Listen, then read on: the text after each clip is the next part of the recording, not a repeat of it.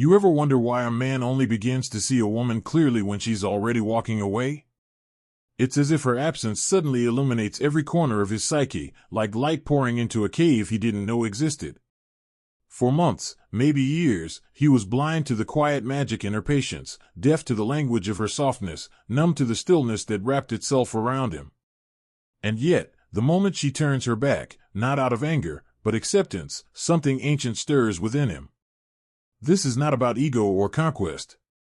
It's about the unconscious being forced to awaken. In the language of Jung, what she represents is not merely a lover. She becomes an archetype, the anima, the mirror of his hidden soul. Her departure is not just a rejection, it is a rupture in his psychic balance. For the first time, he faces the part of himself he spent a lifetime escaping, the emptiness beneath his control, the longing buried under his indifference. When a woman walks away, truly walks away, with silence, not drama, she awakens a man's shadow. That dark, unacknowledged part that whispers, you took her for granted. You feared her depth. You ran from her truth. The obsession begins not because he wants her body, but because she has suddenly exposed a void within him that he can no longer ignore. Her absence becomes a mirror reflecting everything he never faced, his fear of loss, his hunger for meaning, his unhealed boyhood wound that mistook attention for love. Jung said, until you make the unconscious conscious, it will direct your life and you will call it fate. And that is exactly what happens here. He calls it love, destiny, divine connection, but beneath it all is the unseen dance between his ego and his shadow. The more she detaches, the more his psyche collapses inward, trying to reclaim what feels lost. But what he truly seeks is not her, it's the lost part of himself she reflected so clearly. A woman who walks away with grace becomes an alchemist of a man's awakening.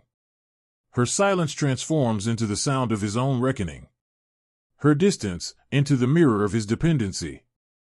He begins to question everything, why her voice lingers in his mind, why her laughter echoes in his solitude, why every other woman feels like a dull imitation of what he once ignored. It is not her beauty that obsesses him. It is her energy, that calm, self-contained presence that cannot be owned, only experienced. Because true feminine energy does not chase, it invites. It does not beg, it reveals. And once a man has felt it, truly felt the depth of a woman who has met her own shadow and still chooses softness, he cannot unfeel it. She becomes, in his psyche, both paradise and punishment. The one who showed him what wholeness looks like, and the one who withdrew it when he wasn't ready to meet it within himself. The tragedy of modern men is that they mistake attention for affection and control for intimacy. They crave devotion without vulnerability, validation without introspection. But when such a man meets a woman who has transcended the need to prove her worth, his usual power collapses. Her silence disarms his ego, her self-possession exposes his weakness. In Jungian terms, she embodies the self, the totality he unconsciously seeks. And yet, to be in her presence feels like standing before a sacred fire. It illuminates but also burns. He is drawn to her warmth, but terrified of the reflection it casts upon his own wounds. So, he plays his games, withdraws, controls, provokes, thinking he can keep her orbiting his gravity. But she, having already danced with her darkness, knows the truth: a woman cannot save a man from his own unconscious. She can only mirror it back to him, until he either awakens, or loses her forever. And so, when she finally walks away, it isn't punishment, it's initiation. She ceases to be the mother who nurtures his ego, and becomes the mirror that shatters it. In her silence, he feels the death of illusion, the painful collapse of everything shallow he mistook for love. That is why obsession is born. Because obsession is the ego's attempt to avoid transformation. It's the desperate grasp for the old narrative: if I can have her back, I won't have to face myself. But she's gone now, not just physically, but energetically. And her absence is the most powerful teacher he's ever met. She teaches him that control is not connection, that love cannot exist without presence, and that the feminine cannot be possessed, only honored. If he's wise, he will let the obsession break him open. He will sit in the discomfort, face the shadow, and finally begin the process of individuation, the becoming of a whole man. But most won't. Most will run, numb, distract. And years later, when he meets another woman who reminds him of her, he'll feel that same flicker of recognition and the same ache of what he never faced. The woman who walks away does not curse him, she frees him. Because sometimes, the only way a man can awaken is through the echo of a love he could not keep. When she walks away, something subtle but seismic shifts within him. The noise of the world fades, and for the first time, he begins to hear the quiet tremor of his own soul. It's disorienting. The masculine ego, built upon control, logic, and linear achievement, finds itself undone by something it cannot reason with: absence. Her silence becomes the loudest sound in his mind. It's not the kind of silence that demands, it simply is. It doesn't chase, doesn't explain, doesn't dramatize. And that is precisely why it pierces so deeply.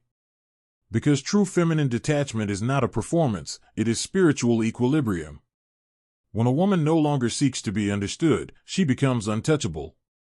Carl Jung once wrote that every man carries within him an eternal image of woman, a hidden reflection that defines how he loves, what he fears, and what he cannot grasp. When a woman embodies this inner image, she awakens something ancient, the anima, the soul's feminine counterpart. But if he hasn't yet confronted his own shadow, that awakening feels less like love and more like madness. He begins to oscillate between worship and resentment, adoration and withdrawal. He calls it passion, but in truth, it is projection, the unconscious trying to merge with what it lacks. The woman becomes the stage upon which his inner drama unfolds. Through her, he experiences tenderness, awe, and a kind of sacred terror. Her presence reminds him of what he's forgotten: how to feel without calculation, how to surrender without fear. Yet this very intensity threatens the fragile boundaries of his ego. So, instead of integrating the lesson, he tries to control the source. He seeks her affection to fill the emptiness he won't face, mistaking possession for union. But when she walks away, the illusion disintegrates. What remains is the echo of everything she mirrored: his vulnerability, his need for validation, his unhealed hunger to be seen. This is where the obsession is born, not in desire, but in avoidance. He is not chasing her, he is fleeing from the truth she revealed. Her absence exposes the wound he's kept buried beneath success, confidence, and detachment. The wound of not being chosen, not being enough, not being safe to love. A mature woman does not weaponize this awareness, she simply embodies it. She knows that his obsession is not about her, it's about him. It's his psyche crying out for integration, for the reunion of his fragmented parts. That is why the woman who walks away often feels like both a goddess and a ghost in his mind. She lingers, not because she wants to, but because she represents something eternal within him that he has yet to claim. Her leaving is the beginning of his inner initiation. In the void she leaves behind, the man is forced to confront the illusion that love can be controlled. He realizes that affection born from fear of loss is not love at all, it's dependency. He sees how his strength was merely armor, how his charm was a mask, and how his need to be admired concealed a deep distrust of intimacy. This realization does not come easily. It arrives through sleepless nights and silent mornings. Through the haunting replay of her laughter in his memory, through the ghostly weight of conversations that will never happen again. He tries to distract himself: another woman, another victory, another dopamine rush, but the echo remains. Because this was not just a relationship, it was a revelation. Jung would say that she triggered his shadow work. Her departure cracked the mirror of his identity, forcing him to see what lived beneath the persona. The good man, the strong man, the rational man, all illusions shattered in the wake of her stillness. What's left is the raw, unfiltered self, vulnerable, terrified, yet finally real. He begins to sense that his obsession is not punishment, but invitation. An invitation to step into the unknown territory of his own heart. To stop looking outward for validation and begin the descent inward, into the labyrinth of his fears, his desires, and his shame. It is here, in the darkness she left behind, that the alchemy begins. Because the truth is this: no man is transformed by comfort. He is transformed by loss, by the moment when everything familiar crumbles, and he must build meaning from the ruins. And sometimes, it is the woman who walks away who delivers that necessary ruin. She becomes the catalyst for his rebirth, not through touch, but through distance. The irony is almost poetic. The more he clings to her memory, the more he is being guided toward himself. The obsession he resents becomes the medicine he needs. It humbles his pride, dismantles his illusions, and forces him to ask the question he's avoided all his life: who am I when I'm no longer being admired? If he is brave enough to sit with that question, to stay within the silence instead of rushing back into distraction, he will begin to see what she always saw: not a boy chasing validation, but a man capable of depth, stillness, and truth. And perhaps, somewhere deep down, she knew this: that her walking away was never the end, it was the threshold. The door through which he would finally meet himself. There is a certain moment, quiet, almost imperceptible, when the obsession begins to turn inward. He no longer dreams of her return, he dreams of redemption. The longing that once reached outward toward her body now turns inward toward his soul. And though he may not yet understand it, this shift marks the beginning of his awakening. The man who once demanded affection now begins to crave understanding. He starts to see how every woman he ever chased was a reflection of the same void, the wound of being unseen, unvalidated, unloved as he truly is. He begins to remember the boy he used to be, the one who was told to be strong, to suppress tears, to earn worth through achievement. That boy never learned intimacy, only performance. So as an adult, he mistook attachment for love and attention for connection. Every woman became another mirror, another test he was destined to fail until he learned to see beyond himself. When the rare woman walked away, she broke that cycle. Her absence stripped away his illusions until there was nowhere left to hide. He could no longer distract himself with conquest or validation because her silence was not rejection, it was revelation. It showed him what it means when someone no longer participates in your unconscious drama. She refused to play the role his ego had written for her. She refused to be his mother, his muse, his savior. And in doing so, she forced him to meet his own emptiness. This is the sacred cruelty of awakening. It always begins with loss. A man must lose what he thinks he needs in order to discover what he truly is. Jung described this as the process of individuation, the path toward wholeness, where one must integrate the rejected parts of the self. To the unawakened, it feels like death. But to the soul, it is rebirth. And that is why the obsession intensifies before it dissolves, because the ego resists annihilation. It clings to her image, her scent, her voice, as if holding onto the symbol could prevent the transformation she initiated. But love that begins in unconsciousness must die before it can be reborn in truth. He will try to remember her as she was, but the image keeps changing. What he misses is not her physical presence, but the part of himself that only existed in her presence. She was the reflection of his potential, the reminder of his buried sensitivity, his forgotten tenderness. Losing her means losing access to that mirror. But what he doesn't yet realize is that he can become that mirror himself, if he dares to descend into his own shadow. The descent is never glamorous. It is not a heroic battle, but a quiet unraveling. It begins with sleepless nights, tears that come without reason, and ache that no amount of distraction can numb. The man starts to see how every act of control was rooted in fear, every moment of detachment was a defense against intimacy. He begins to understand that love was never the issue, the fear of vulnerability was. And slowly, something sacred emerges from the ashes of his obsession. Compassion. Not for her, though that will come, but for himself. For the boy who was never taught that it's safe to feel, that love doesn't diminish power, that surrender isn't weakness. This compassion is not sentimental, it's transformative. It allows him to see the woman not as the cause of his pain, but as the catalyst for his evolution. In that recognition, he begins to set her free, not out of indifference, but reverence. Because now he understands, she was never his to possess. She was the mirror that pointed him home. Every time he imagines her walking away, he no longer sees loss, he sees initiation. Her departure was the invitation to become the kind of man who no longer needs to chase what he already carries within. And somewhere, deep in the psyche, the anima, that inner feminine, begins to awaken. She no longer appears only in the projection of the outer woman but lives quietly within him. Through stillness, through creativity, through emotional honesty, he starts to integrate her presence. He becomes more attuned, more grounded, more whole. The obsession softens into devotion, not toward her, but toward life itself. The irony is that once he integrates this balance, he finally becomes the kind of man she was always drawn to, centered, calm, sovereign. But by then, the need to reclaim her has dissolved. What remains is gratitude, for the mirror, for the silence, for the pain that stripped him bare. Because every woman who truly walks away does not abandon, she initiates. She becomes the unseen teacher in a man's transformation, the shadow priestess who awakens him through the only language the ego understands, loss. If he resists, the obsession will consume him.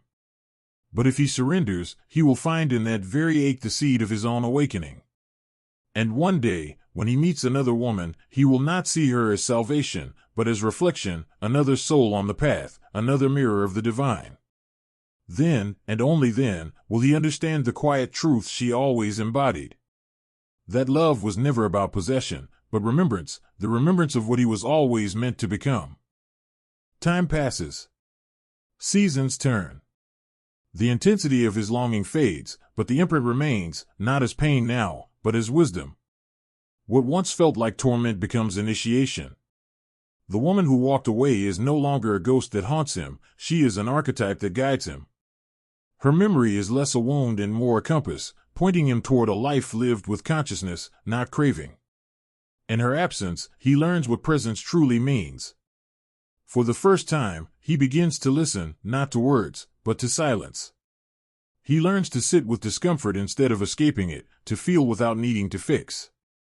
The masculine energy that once sought control begins to mature into stillness. Jung called this the integration of the anima, when the man no longer projects the feminine outside himself but honors it within. This is what allows him to love without clinging, to admire without owning, to feel without fear. He begins to see how most men never reach this place.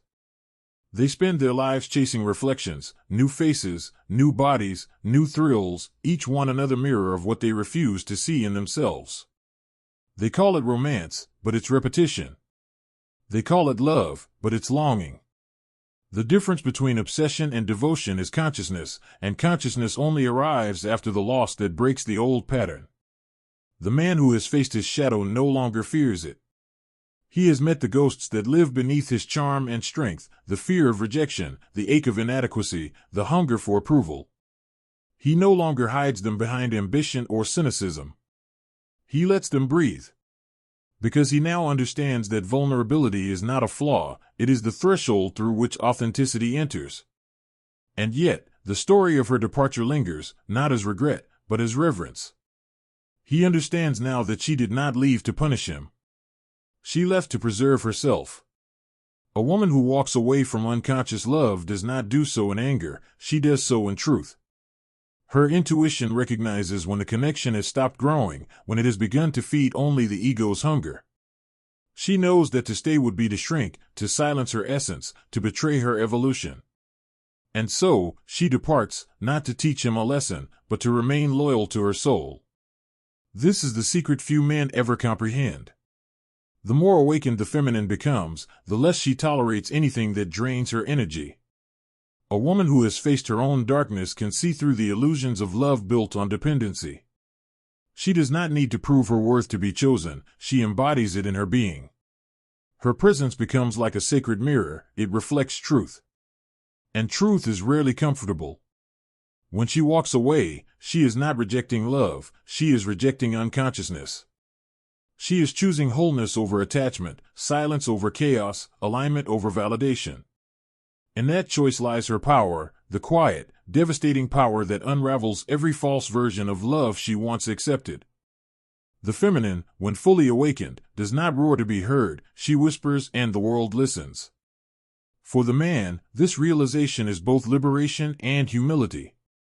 He sees that love was never meant to complete him, it was meant to awaken him. Every heartbreak, every obsession, every woman who slipped through his fingers was a messenger from his unconscious, guiding him toward himself.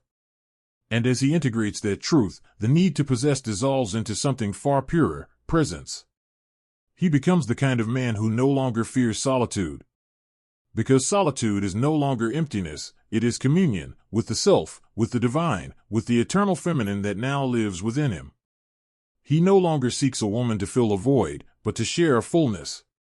His love becomes an offering, not a demand. His attraction becomes sacred recognition, not escape. The irony is profound. The man who once obsessed over the woman who walked away now understands that she never truly left. She lives within him, in the way he listens, in the way he breathes before speaking, in the tenderness that no longer hides behind bravado. She became the invisible thread that wove him back to himself. And somewhere in that quiet understanding, the polarity shifts again. He no longer dreams of chasing her shadow, because he has finally become what he once admired, calm, conscious, grounded in his own depth. And if their paths were ever to cross again, he would not plead, not persuade, not perform. He would simply see her, as she is, not as his projection. And she, sensing that stillness, would recognize it instantly. Because this is the essence of the Jungian path. Every relationship is a mirror, every loss is a doorway, every obsession a disguised invitation to awaken. The man who once loved unconsciously now loves with awareness.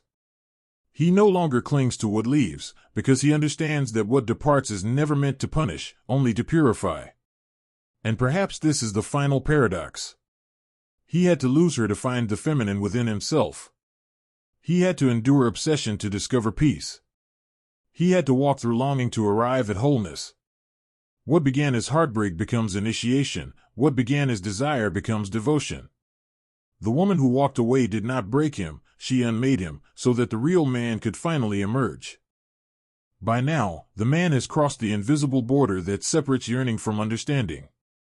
He no longer clings to the image of the woman who walked away, he walks beside the echo of what she taught him.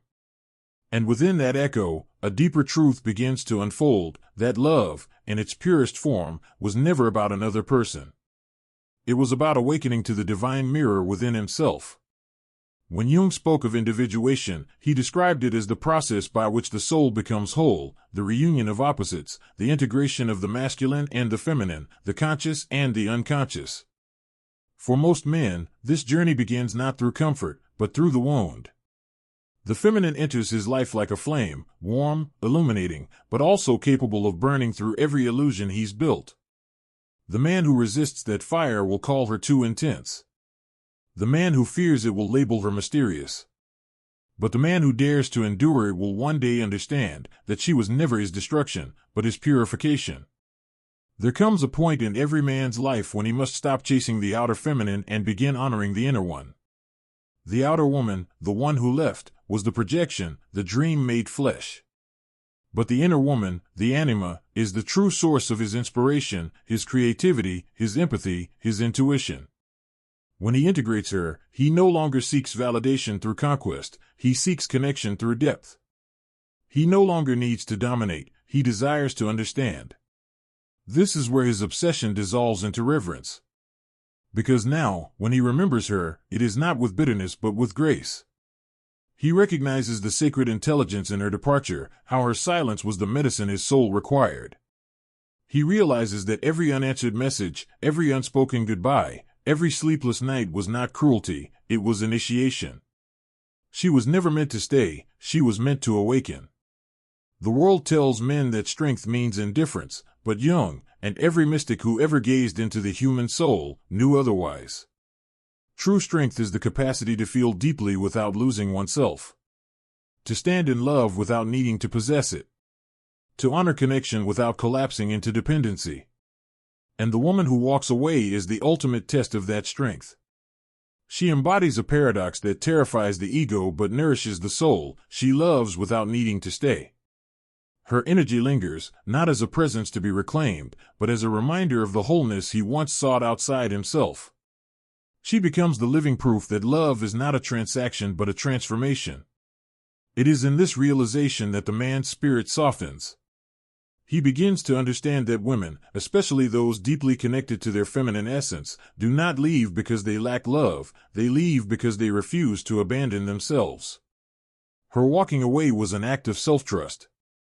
It was the embodiment of wisdom that says, I will not beg to be seen, I will simply be gone. And that quiet departure, more than any confrontation, forced him to confront himself. He sees now that his obsession was never with her, but with what she awakened, the lost memory of his own sensitivity, his suppressed longing to be seen beyond his masks. She brought him face to face with the parts he buried, the tears he never cried, the words he never said, the affection he never dared to express. Through her, he glimpsed the possibility of authenticity, and that glimpse, once tasted, cannot be forgotten. There is something almost sacred in the way he now moves through the world. He no longer rushes love. He no longer confuses intensity with connection. He listens more than he speaks. He allows silence to stretch between words like a cathedral of presence. And in that silence, he feels her, not as a ghost, but as energy, as archetype, as the eternal feminine within. She is no longer the one who left, but the one who initiated his becoming. And if he ever meets another woman, he will not project salvation onto her eyes. He will see her clearly, not as an object of desire, but as a soul with her own sacred path. He will not demand that she complete him, he will invite her to walk beside him. His love will no longer be born from lack, but from fullness, the fullness that only emerges after the shadow has been faced and the intermarriage has occurred. This is what the mystics called the union of opposites, the sacred marriage of the king and the queen within. It is the moment when a man realizes that the divine feminine he chased in the world has always lived in his heart. And that the woman who walked away was not the end of love, but the doorway to it. In the stillness of his solitude, he finally whispers the truth she always knew. That the deepest form of love is freedom, the freedom to let go, to evolve, to honor what was without needing it to return. And in that whisper lies the ultimate transformation. Because the man who once obsessed has become the man who can finally love. The cycle has completed. The ego has surrendered. And what remains is peace, a peace born from the ashes of everything false. The woman who walks away becomes the woman who awakens the world within him. And in that awakening, he finally understands. The woman who knows her worth does not chase, she chooses.